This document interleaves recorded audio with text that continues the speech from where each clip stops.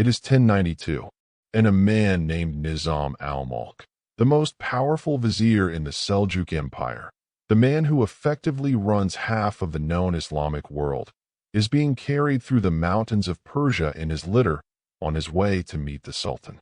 It is late in the evening, the hour when the royal camp begins to quiet, when guards grow slightly less vigilant than they were at midday. A man dressed as a Sufi mystic approaches, asking for alms, the way holy wanderers do 100 times a day.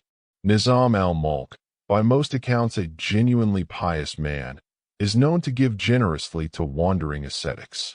The guards wave the stranger closer without a second thought. They have waved through dozens just like him this month alone. He plunges a dagger into the vizier's chest and does not run. He does not need to. He has already done what you sent him to do, and dying here, in front of witnesses, torn apart moments later by the vizier's furious guards, is not a failure of the mission. It is the mission. Within days, every court from Baghdad to Cairo will know the name of the fortress he came from. They will know it for the next 200 years. You are the reason he smiled while he did it.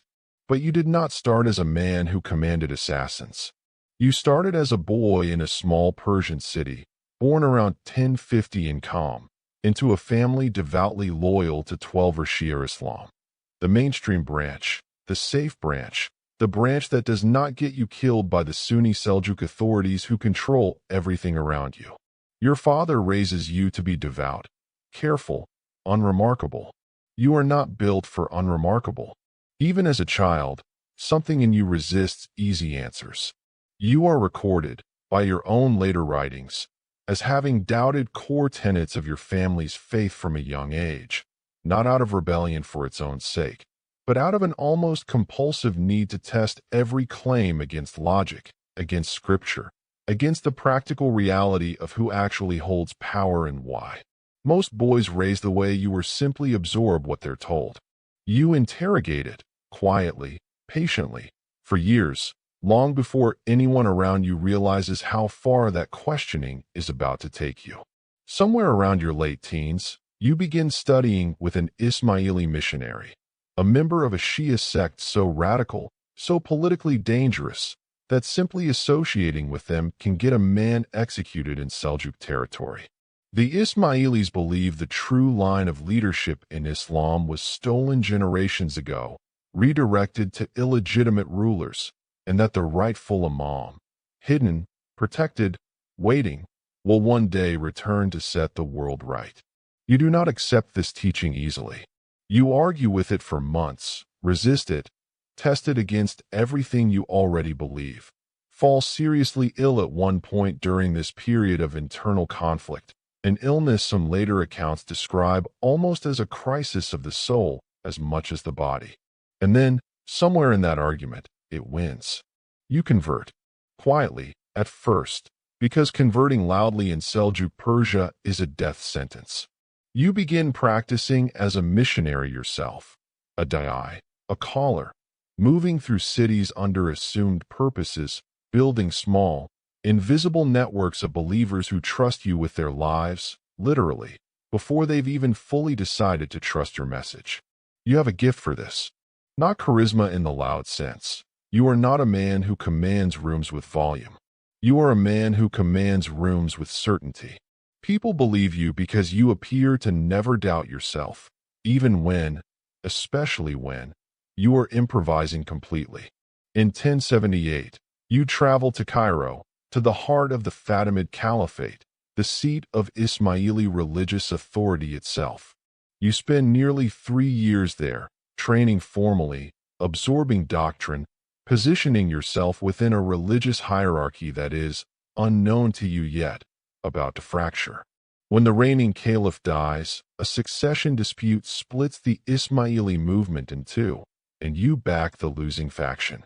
You are expelled from Egypt, nearly killed in the process, and forced back toward Persia with nothing but the doctrine in your head and the network you'd already started building years before. Most men would call this the end of a promising career. You call it the beginning of an empire that does not yet have a name. You spend the next several years traveling in disguise through Persia, rebuilding your network, recruiting converts city by city, always moving, never staying anywhere long enough to be caught. You sleep in different houses under different assumed names, trusting your life, night after night, to converts you have sometimes known for only weeks. You are looking for something specific, not just followers, but a place, a fortress, something the Seljuk army, vastly larger and better funded than anything you could ever raise, cannot simply walk in and take from you. You find it in 1090, a mountain fortress called Alamut, perched on a ridge in the Alborz Mountains, so remote and so defensible that whoever controls it controls a position nearly impossible to besiege. A single narrow approach, sheer drops on every other side, granaries large enough to withstand a siege of years rather than months. The fortress belongs to a local lord who has no idea what you actually are. You do not storm it. You do not need to. You simply convert its garrison from the inside. One soldier, one servant, one official at a time, over months, patiently, never rushing a single conversation, until the fortress effectively already belongs to you before its owner understands anything has changed. By the time you finally reveal yourself, standing openly within walls you have spent the better part of a year quietly claiming one loyalty at a time, there is functionally no one left inside who would move against you even if ordered to. The Lord is offered gold for his own fortress and given safe passage out. He takes the money. He has no other option left to take. Every guard who might have stopped him from leaving or stopped you from staying already answers to you. You take Alamut without spilling a single drop of blood. This will become your signature, not brute force, because you will never have enough soldiers to match the Seljuk Empire on an open battlefield, but precision, patience, the willingness to wait years for a single, perfectly placed move. Alamut becomes more than a fortress. It becomes the seed of an entire hidden state, a network of mountain strongholds scattered across Persia and later Syria, connected by loyalty rather than geography, defended by a fraction of the manpower any conventional kingdom would need, because conventional siege warfare is not the threat you plan to use against your enemies. Running this network requires something most rulers of your era never bother developing: genuine administrative discipline. You commission the building of irrigation channels and libraries inside Alamut. You send instructions to distant fortresses through a chain of trusted messengers, maintaining a level of coordination across mountains and deserts that most contemporary kingdoms, dependent on slow, informal loyalty networks, cannot match. Farmers within your territory are taxed, but fairly, by the standards of the time. Scholars are welcomed and funded. You are, by the accounts even of hostile chroniclers, a genuinely well-read man yourself, said to have written extensively on theology, mathematics, and philosophy, almost none of which survives the centuries between your death and ours, but which contemporaries describe with something between admiration and unease. You are not simply a warlord hiding behind good rock walls. You are building the closest thing to a functioning, self-sufficient state that a movement your size has any right to expect to survive. Assassination is. You begin training a specific kind of follower, men you call Fidei, those who sacrifice themselves. Recruitment does not happen overnight.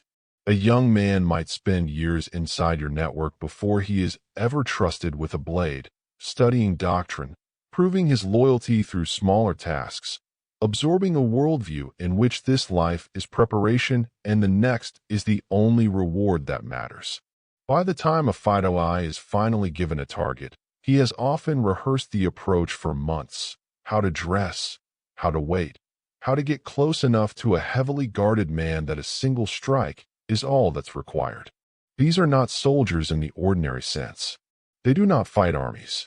They are sent, individually, sometimes after years of preparation, to kill a single specific target: a vizier, a general, a rival cleric, often in public, often in a mosque or a court, often with no expectation of escape. The point is not stealth. The point is precision and message. You can be reached anywhere, by anyone, and your death will look, to everyone watching, like it came from nowhere. Over the following decades, your followers strike down governors, military commanders, and religious rivals across Persia and Syria, never in overwhelming numbers, never through open battle, but through a campaign of individually devastating, perfectly timed killings that leave entire courts too frightened to sit near a window. Enemies begin to whisper a story about how you make men so willing to die. The story, repeated later by European travelers, most famously Marco Polo, more than a century after your death, claims you drugged young recruits with hashish, carried them unconscious into a hidden garden inside Alamut filled with wine, food, and women, let them wake believing they had glimpsed paradise itself, and told them the only way back was through loyalty and death in your service. It is a vivid story. It is almost certainly, historians now agree, mostly invention, probably originating from hostile Sunni and Crusader sources trying to explain something they found genuinely incomprehensible: men choosing certain death without hesitation, over and over, for a cause instead of a paycheck. The real answer is less colorful and somehow more unsettling. You did not need a drug garden. You built something more durable: absolute religious conviction, reinforced by years of training, community, and a belief system that promised these men their deaths meant something eternal. A garden built of chemistry fades in an afternoon. A garden built of faith does not need to be maintained by anyone but the man willing to enforce its rules without exception. And you enforce them without exception. And perhaps the starkest proof of this, historical chronicles, hostile ones, admittedly, but detailed enough to be difficult to dismiss entirely, record that you executed 2 of your own sons. 1. Muhammad, put to death for drinking wine, a clear violation of the strict code you demand from everyone under your authority, with no rank-based leniency written into it. Wine is not a small indulgence in your fortress. It is a symbol of exactly the kind of moral laxity you have built your entire movement in opposition to, and your own son's name attached to it is not a private embarrassment you can quietly absorb. It is a public test of whether the rules mean anything at all. The other son, Ustad, is executed on suspicion of ordering an unauthorized killing, a man put to death for the crime of assassination, carried out by the leader whose entire state runs on assassination as official policy, because the killing was not sanctioned through you specifically. The irony is not lost on your followers, and it is almost certainly not lost on you either. Some chroniclers claim you later privately doubted the accusation against this son, that the evidence was thinner than it should have been for so final a punishment. If true, you carry that doubt alone, in a private chamber, telling no one, because a leader who publicly second-guesses his own executions is a leader whose authority has already begun to erode. You do not pause to weigh whether the punishment fits a father's grief. Grief is not currency here. Consistency is. If your own blood is exempt from your own rules, every rule you have built your authority on becomes theater, a code enforced only against the powerless, exactly the kind of hypocrisy your entire movement claims to stand against. Your enemies call you a monster for this. Your followers, watching the same execution, understand something different, that you have just proven, at the highest possible personal cost, that the code applies to everyone. There is something almost unbearably logical about it, and something almost unbearably lonely. Your reach, by this point, extends far beyond the mountains where it began. Your network has spread into Syria, where a fortress-holding successor will one day face down Crusader armies directly. And it is there, generations of European chroniclers will later claim, that Frankish knights first hear local Arabic speakers refer to your movement's leader with a title that translates roughly as Old Man of the Mountain. The Crusaders, encountering a force that seems able to strike down their own commanders in the middle of heavily guarded camps, treat the title with a mixture of mockery and genuine dread. More than one European lord will reportedly pay tribute rather than risk finding out whether the stories about your Fidoi are exaggerated. For the final decades of your own life, you retreat almost entirely from the world. Chroniclers claim you leave your private quarters inside Alamut only twice in over 30 years, once to walk to the roof of the fortress, once to move to another room.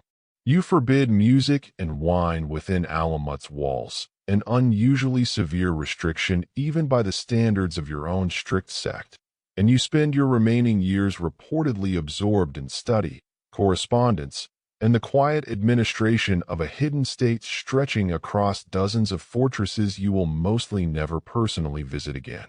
You are, by every account, not a warlord luxuriating in power.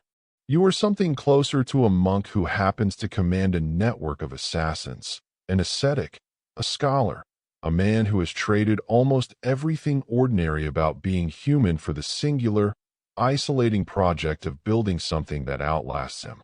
Your days, in these later decades, follow a pattern almost no one outside Alamut ever witnesses directly. You wake before dawn. You read. You write letters, instructions to fortress commanders hundreds of miles away, theological correspondence, responses to petitioners you will never meet in person, and you send them by trusted courier down mountain paths that outsiders cannot navigate without a guide who already knows you. Meals are simple, deliberately so. You have long since stopped eating the way a man of your actual power and reach could easily afford to. Visitors describe a fortress that feels less like the seat of a feared military network and more like a monastery that happens to be extremely well defended. Quiet corridors, disciplined silence, an unmistakable sense that everyone inside these walls, including you, is subordinate to something larger than any individual ambition. Occasionally, word arrives of another successful strike far from Alamut. A Sunni jurist in Isfahan who had preached too aggressively against your sect, a military commander who had grown too effective at hunting your followers, each death carried out with the same public precision as the one that opened this story. You do not celebrate these reports the way a conquering general might celebrate a battlefield victory. You record them, calmly, as confirmation that the system you built still functions exactly as designed. Even from inside a room, you rarely leave.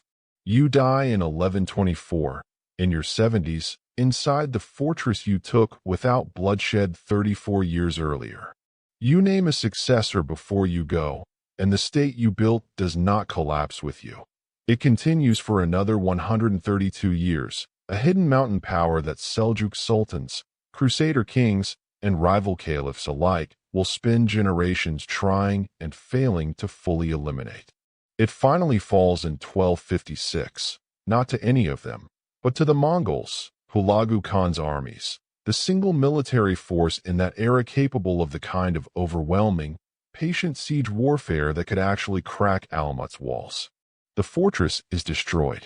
The library inside, decades, possibly centuries, of accumulated Ismaili scholarship, theology, and history, including whatever survived of your own writings, is burned along with it, mostly lost to history in a single act of deliberate erasure.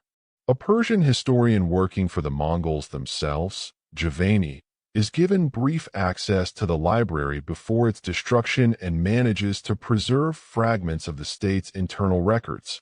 Almost everything else, a century and a half of accumulated knowledge, disappears in the smoke.